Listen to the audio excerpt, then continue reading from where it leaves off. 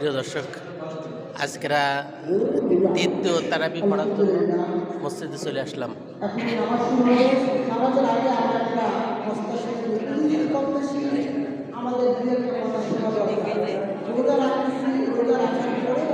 প্রিয় দর্শক, আমরা এখন বাইতুল লতিফ জামে মসজিদে তারাবি পড়ার জন্য আসছি। দেখছেন মসজিদ।